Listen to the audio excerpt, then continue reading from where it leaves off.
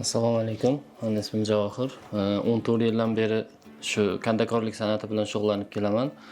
Kandakorlik san'ati bizda O'rta Osiyomizda, ya'ni O'zbekistonda o'zbek milliy hunarmandchiligi hisoblanadi. Bu tarixdan 500-600 yil oldin bizgacha yetib kelgan. Hozirgi kunda inqilobdan keyin Buxoroda qayta tiklanadi. 1998-yilga kelib Samarqandda biz ustozimiz Lutfulla aka Saidov taraflaridan Samarqand maktabi qayta ochiladi. Shundan hozirgi kungacha davom etib kelmoqda. Buxorodan tiklangandan hozirgi kungacha biz ustoz shogird an'anasiga qaraganda 3-avlod shogirdlarimiz, ustalarimiz. Bu kasbga yoshligimdan qiziqib o'zim kirib kelganman, chunki bunda bitta ikkita instrumentda, ya'niki o'sha ish uskunasida davom etadi. Chunki bu metal bilan ishlash, ya'niki bu kandakorlik san'ati miska o'yib ishlash deyiladi. Miska o'yib ishlashga biz O'zbekistonda o'sha milliy, islomiy, an'anaviy naqshlardan ko'proq foydalanamiz. Bizga o'sha ustozlarimizdan o'rgatilgan, davom etib kelayotgan an'analardan foydalanib, hozirgi kungacha davom ettirib kelmoqdamiz. Masalan, ko'rishlaringiz mumkin shuncha ishlarimiz, ya'niki bizda naqshlarimiz, o'sha mislaganlarga tarixiy obidalarimiz, o'sha hayvonlarning rasmlari tushirish, davom etib keladigan naqshlarimizdan anor gullari, bodom, lola, qalampir nusxalarimiz ham davom etib kelmoqda. Hozirgi kunda respublikamizda muhtaram yurtboshimizni yaratib bergan sharoitlari bilan biz hunarmandlarga ham katta imkoniyatlar ochildi. Bundan o'zimdan qiyos oladigan bo'lsam, men qatori yoshlar ko'p, o'sha hunarga qiziqishi borlar ancha o'rganib, ustozimizni hozirgi kunda 20 tadan ziyodroq shogirdlari faoliyat yuritib kelmoqda. Hozirgi kunda aynan o'zim yasagan buyumlarim dunyoning 70 dan ortiq mamlakatlarida bor. Chunki chet ellik sayyohlarimiz ham bizning milliy an'anamizga, urf-odatlarimizga, shu bilan bir qatorda o'sha hunarimizga ham qiziqishlari nihoyatda yuqori.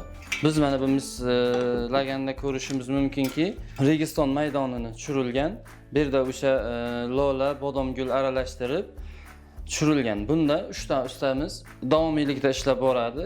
Birinchi etapida biz buni mumga yopishtirib olgan holatda buni qo'lda qalamda chizib chiqamiz.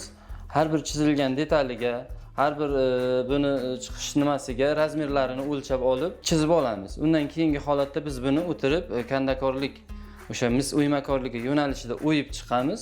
O'yilgandan keyin buni o'sha mumdan olib, tozalab, laklanganimizdan keyin xudojniklarimiz bor, rassomlarimiz. O'sha kraskalarda, metalga ishlanadigan kraskalarda. Kraskalangandan keyin yana bir marta laklaymiz. Mana bu narsa 10 kun, 12 kunda ishiga qarab 1 oy, 1,5 oygacha ishlanishi mumkin.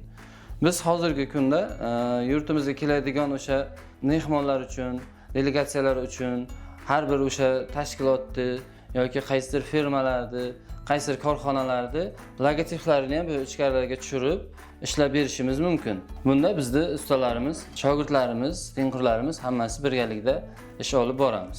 Hozirgi kunda mana biz ishlab chiqargan buyumlarimizdan shaxmatni oladigan bo'lsak, bu shaxmatga 3 oycha vaqt ketadi. Buni formalari har biri birinchi elementarni qog'ozga chizilib, yaratilib, undan keyin biz miska o'yishga o'tamiz. Bunda mis birinchi patnosi o'yilib olinadi.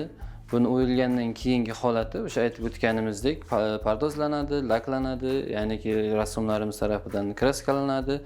Rang qilingandan keyingi holatida biz bunga figurkalarni yasashni boshlaymiz. Figurkalar ham har biri o'zini qolipiga, o'zini razmeriga, o'lchovchimasiga qaratib qolip olinadi. Qolipida keyin bu chizilib, o'sha formasi yasalinib, qolipga qo'yiladi. Qolipdan olingandan keyingi holatida biz buni yana o'sha kandakorlik yo'nalishida o'yib chiqamiz, pardozlaymiz, laklaymiz, ranglaymiz. Ranglangandan keyingi mana shunday shaxmat holatiga keltiramiz, ya'niki 3 oyda. Hozirgi kunda bizda har xil narxlarda klientlarimizni didlariga qarab, talablariga qarab har xil ishlarimiz bor. O'sha mayda razmeridan to katta razmerlarigacha ishlarimiz bor. Ya'niki bizda hozir mana bu yerda miniatyura ishimiz. Miniatyurada bu biz miska o'yib ranglab chiqamiz, bundan keyingi ishimiz rassomlarimiz tarafidan qilinadi. Ya'niki bu o'sha kandakor bilan rassom tarafidan birga kombinatsiya qilinib, uyg'unlikda yaratilgan ish hisoblanadi. Yana bu yerda